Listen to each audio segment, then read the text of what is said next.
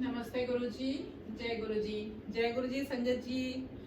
आज मैं फिर प्रस्तुत हूँ आपके सामने एक नया सत्संग लेकर दिव्य आभा नामक महान ग्रंथ से। आज चौथा दिवस है रीडिंग ऑफ दिव्य आभा का और मैं एक मंत्र जाप के बाद सत्संग आरंभ करती हूँ। ओम नमः शिवाय, शिव जी सदा सहाय। ओम नमः शिवाय, गुरु जी सदा सहाय। जय गुरु जी। शुक्राना गुरु जी। गुरु अनुकंपा संपूर्ण परिवार पर। इस ग्रह पर सबसे कठिन गुरु जी के साथ अपने अनुभवों को शब्दों में पिरोना है। उनको देखने या मिलने का कोई पर्याप्त नहीं है। उसके पश्चात ही आपको अनुभव होता है कि वह कौन है और उनमें कितनी अभूतपूर्व प्रतिभाएं हैं। परंतु उनके दर्शन सरल नहीं हैं। वह तो उनके नियत करने पर ही संभव है। अनेक बार उनके दर्शन करने की बनी बनाई योजनाएं सफल नहीं हो पाती हैं। इसके विपरीत यदि वह चाहें तो वह आपको कहीं से भी बुला लेते हैं। मुझे दोनों ही अनुभव हुए हैं। गुरु जी का भक्त बनने के कुछ दिन उपरांत ही मैंने अपनी अनुभूतियों का अपने उन मित्रों से उपलेख किया जिनके साथ मैं प्रतिदिन 18 से 20 घंटे बिताया करता था। उन सबको यह सुनकर बहुत अचंभा हुआ और उन्होंने गुरुजी से मिलने की आकांक्षा व्यक्त करी। उनकी इच्छा के अनुरूप और मेरी उनको गुरुजी के दर्शन कराने की चाहत किसी न किसी कारणवश 6 माह तक टलती रही। वह दर्शन करने में असमर्थ रहे। अंततः जब यह संभव हुआ तो अपने जीवन के हर पृष्ठ पर गुरुजी की दया पाकर वह अति कृतार्थ हुए। अंततोगत्वा गुरुजी ही अपने पास बुलाते हैं। इसे एक दिन गुरुजी ने परोक्ष में करके दिखाया। मैं बाहर जहां पर वाहन खड़े किए जाते हैं अपने एक मित्र की प्रतीक्षा कर रहा था। एक कार वहीं पर आकर धीमी हुई और यह सोचकर कि मेरा मित्र इसी कार में है, मैंने उसे एक खाली स्थान का मार्ग दिखाया। तब मैंने देखा उसमें मेरा मित्र न होकर एक नव दंपति यात्रा कर रहे थे। उन्होंने शालीनता से प्रश्न किया कि क्या यही नशा रेस्तरां के लिए कारें खड़ी करने का स्थान है। मैंने क्षमा याचना करते हुए उन्हें बताया कि यह स्थान तो इसी मार्ग पर कुछ और दूरी पर है। यह स्थान संगत की कारें खड़ी करने के लिए है और मैं वास्तव में अपने एक मित्र की प्रतीक्षा कर रहा था। इस संवाद के पश्चात वह दोनों अपने मार्ग पर चले गए। थोड़ी देर में ही वह दोनों वापस आए और उन्होंने जानना चाहा कि क्या वे गुरुजी के दर्शन कर सकते हैं। मैं भौचक्का रह गया। यह नवदंपति अपनी सुनियोजित संध्या एक आमोद प्रमोद के स्थान पर न बिताकर एक गुरु के मंदिर में व्यतीत करना चाहते हैं जिनके बारे में अभी कुछ मिनट पहले ही सुना था। उन्होंने गुरुजी के दर्शन का लाभ उठाया और बहुत संतुष्ट होकर गए। गुरुजी किस प्रकार से अपने भक्तों को अपने पास बुलाते हैं। गुरुजी के संरक्षण में जब से मैंने गुरुजी के पास आना प्रारंभ किया, हर दर्शन एक विशेष आनंद होता है। उनके यहाँ बिताया हुआ समय उस दिन और जीवन का सबसे रोमांचक काल्य होता है। गुरुजी बहुत कुछ देते हैं। उस लंबी सूची में उनका संरक्षण भी है। गुरुजी की छाया में प्राप्त सुरक्षा अनुपम है। यह मेरे कई अनुभवों से सिद्ध होता है। हमें गुरुजी के पास आते हुए कुछ मास ही हुए थे जब मुझे एक दिन अत्यधिक ज्वर हो गया। यद्यपि मैं औषधि कम ही लेता हूँ, उस दिन मुझे एक अति प्रबल औषधि लेनी पड़ी। परंतु न उससे लाभ हुआ न ही माथे पर गीला कपड़ा रखने से। मेरी माँ ने तब मुझे अपने पास रखने के लिए गुरुजी का एक चित्र दिया। उस चित्र को रखते ही मेरा ज्वर कम हो गया और तापमान सामान्य स्तर पर पहुंच गया। गुरुजी के चित्र ने मुझे तुरंत लाभ पहुंचाया था। एक बार महाविद्यालय में मुझे अचानक ही तीव्र पेट दर्द आरंभ हो गया। उसके बाद मुझे उल्टी भी हुई और जी मितलाना भी आरंभ हो गया। जब तक मेरे मित्र मुझे लेकर घर पहुंचे, मेरे पिता गुरुजी के यहाँ जा चुके थे। मेरे 2 मित्रों ने मेरे पिता के वापस आने तक रुकने का निर्णय लिया और मेरी लगातार बिगड़ती स्थिति देखकर उन्होंने मेरे पिता को फोन किया। चूंकि 1 घंटे तक उनकी प्रतीक्षा करना उपयुक्त नहीं लगा, वह मुझे पास के एक चिकित्सालय में ले गए। मेरा परीक्षण करने के बाद चिकित्सक ने मुझे 2 इंजेक्शन और कुछ औषधियां देकर घर विश्राम करने को कहा, किंतु उससे मुझे कोई लाभ नहीं हुआ। उधर मेरे पिताजी ने गुरुजी को मेरी स्थिति से अवगत किया और शीघ्र जाने की आज्ञा ली। गुरुजी ने उन्हें 1 गिलास जल में नींबू का रस डालकर मुझे पिलाने को कहा। मैंने वैसा ही किया। मेरे माता पिता के घर पहुंचने तक मैं ठीक हो चुका था। कुछ वर्ष के उपरांत मुझे पुनः ज्वर ने घेर लिया। जब 2 दिन तक शाम को तापमान 104 डिग्री तक चढ़ने लगा, मुझे चिकित्सक को दिखाना आवश्यक हो गया। एक चिकित्सक ने कुछ औषधियां दी। उनसे लाभ न होने पर कुछ परीक्षण भी करवाए, पर उनका परिणाम अनिर्णीत रहा। एक अन्य चिकित्सक ने औषधियों में परिवर्तन किया, पर उससे भी कोई सुधार नहीं हुआ। अंततः 1 सप्ताह बाद मेरे पिता ने गुरुजी को बताया तो उन्होंने कुछ अभिमंत्रित हरी मिर्चें दी। उनका सेवन करते ही कुछ घंटों में ज्वर, जो औषधियों से नहीं उतर रहा था, मिट गया। गुरुजी की दया के अतिरिक्त और किसी से यह संभव नहीं था। बाहर में रक्षा। गुरुजी को सबके भूत और वर्तमान का ज्ञान है। हमारी दृष्टि तो परिसीमित है और आगे क्या होने वाला है उसका हमें ज्ञान नहीं है। पर एक बार गुरुजी की शरण में आने के पश्चात और अपना जीवन उनको समर्पित करने के पश्चात वह हमारे भविष्य का भी ध्यान रखते हैं। एक बार गुरुजी ने मेरे पिता को बताया कि मेरी माँ और मेरे ऊपर संकट आने की संभावना है। गुरुजी को बहुत कुछ आभास हुआ होगा और वह उससे बचाव के उपाय कर रहे होंगे। अगले दिन अपराह्न को मैं अपनी कार से बाजार जा रहा था, जो कोई 2 किलोमीटर दूर था। मार्ग में एक ही बड़ा चौराहा था। उसे पार करते हुए मेरे बाईं ओर से आती हुई एक मोटरसाइकिल ने जोर से कार को मारा। कार को ऐसा झटका लगा कि वह फिसलकर मार्ग के बीच से बने हुए विभाजक पर जा टकराई। मेरे ऊपर कांच के छोटे छोटे टुकड़े टूटकर बिखरे हुए थे। मैंने जब सामने के कांच को देखा तो वह साबुत था। फिर मुझे एहसास हुआ कि वह टुकड़े खिड़की के टूटने से बिखरे थे।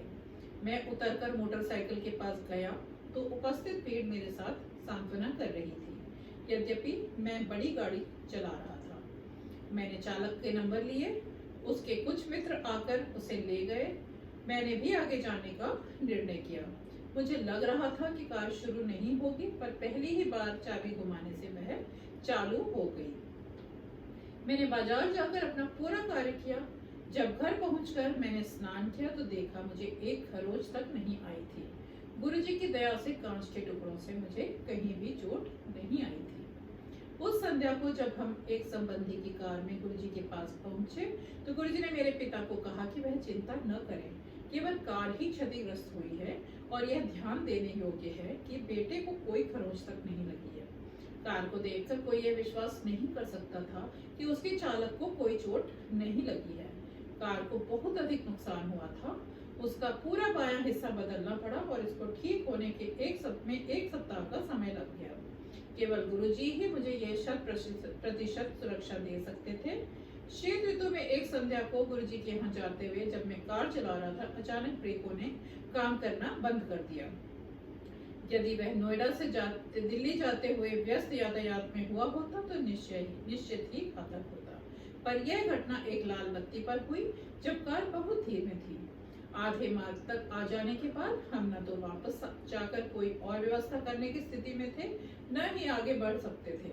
उस समय शाम के 7:30 बज रहे होंगे। अंधेरा हो गया था और ठंडा मौसम होने के कारण किसी मैकेनिक के मिलने की आशा भी बहुत कम थी। परंतु हमें एक मिस्त्री मिल गया जो घर जाने वाला था और उसने सहायता भी करी। कार की बैटरी से बत्ती लगाकर वह कोई आधा घंटा तक दोष ढूंढने का विफल प्रयास करता रहा। अंत में मेरी बहन आरती ने गुरुजी से विनती करी जिससे हमें उनके दर्शन में और देर नहीं हो। ठीक उसी समय कार के दोष का पता लग गया। शीघ्र ही कार ठीक हो गई और हम गुरुजी के दर्शन की राह पर चल पड़े। जब हमने गुरुजी के दर्शन के जाना आरंभ किया था तब मैं कार चलाना सीख रहा था, पर कभी भी नोएडा की सीमा को पार नहीं किया था। अतः मेरे पिता दोनों दिशाओं में कार चलाते थे। वह नोएडा और दिल्ली के यातायात में एक दिशा में 20 किलोमीटर से अधिक का मार्ग था। उनको एक बार कार्यवश चंडीगढ़ जाना पड़ा और हमारे पास उनके वापस आने तक गुरुजी के पास जाने का कोई विकल्प नहीं था। मैं हिचक रहा था, पर माँ और बहन के प्रोत्साहन पर जब मैंने पिता से अगले दिन गुरुजी के पास कार से जाने की आज्ञा मांगी तो उन्होंने तुरंत हामी भर दी। अगले दिन जब मैं माँ और बहन के साथ कार निकाल रहा था तो हमें वहां जहां बहन बैठी हुई थी अचानक गुरुजी की उपस्थिति का आभास हुआ। उस दिन जब मैं कार चलाता रहा गुरुजी की उपस्थिति बनी रही। लौटते हुए भी यही हुआ। जैसे ही कार को घर पर खड़ा किया उनकी सुगंध लुप्त हो गई। गुरुजी अपने भक्तों का इतना ध्यान रखते हैं। उनके पास जाते हुए उनकी उपस्थिति न केवल उनकी दया और स्नेह के सूचक थे, उन्होंने हमारी रक्षा भी करी और मेरा उत्साहवर्धन भी किया। महाविद्यालय में प्रवेश। जब हमने गुरुजी के पास जाना आरंभ किया, मैं 10वीं कक्षा में था। मैंने 12वीं कक्षा विज्ञान विषयों के साथ करी थी।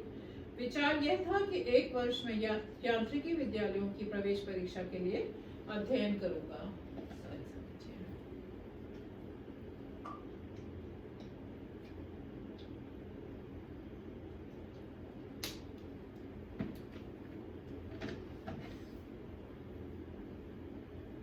साथ ही मैंने दिल्ली विश्वविद्यालय स्नातक पाठ्यक्रम में भी प्रवेश पा लिया। उसी समय मैंने कुछ परीक्षाओं में अनुभव हेतु बिना पढ़े प्रयत्न भी किया। परिणाम इस शर्त के नहीं थे कि मुझे नोएडा या आसपास के विद्यालयों में प्रवेश मिल सके। मैं घर से दूर रहकर नहीं पढ़ना चाहता था। कुछ विद्यालयों में संपर्क स्थापित करने पर उन्होंने प्रवासी भारतीय छात्रों वाले स्थान लेने का सुझाव दिया जिनके लिए अत्यधिक व्यय होता। अतः मैंने 1 साल अध्ययन कर तैयारी करने का निश्चय किया। कुछ माह व्यतीत हो गए। चूंकि कुछ स्थान अभी भी रिक्त थे, उत्तर प्रदेश के छात्रों के लिए विशेष प्रवेश परीक्षाएं हुई, परंतु इसमें भी वही प्रवासी भारतीय छात्र वाली कथा दोहराई जा रही थी। एक दिन गुरुजी ने मेरे पिता को बुलाया और कहा कि तुम्हारे पुत्र को प्रवेश मिल गया है, प्रसन्न रहो। मेरे पिता को इस कथन का अर्थ समझ में न आने पर भी उन्होंने गुरुजी का धन्यवाद किया और घर आ गए। अगले दिन मेरे पिता ने मेरे विद्यालय से घर लौटने पर मुझसे पूछा कि क्या मैं ग्रेटर नोएडा में एक यांत्रिकी महाविद्यालय में पढ़ना चाहूंगा। उस दिन तिथि 14 नवंबर थी और प्रवेश 10 नवंबर को बंद हो चुके थे। भाव विभोर होकर मैंने तुरंत हामी भर दी। मैंने अपने पिता के साथ उस महाविद्यालय के कार्यालय में गया मैं और समस्त कागज पत्र दिए। मुझे अगले दिन से कक्षाओं में आने के लिए कहा गया। वापस घर जाते हुए मेरे पिता ने पूरा वृतांत सुनाया। कैसे प्रातः उनके एक मित्र ने उन्हें फोन करके तुरंत महाविद्यालय के कार्यालय में बुलाया। जब मेरे पिता वहां गए तो उनसे एक प्रपत्र भरवाकर गुजरी हुई तिथि का चेक देने को कहा गया।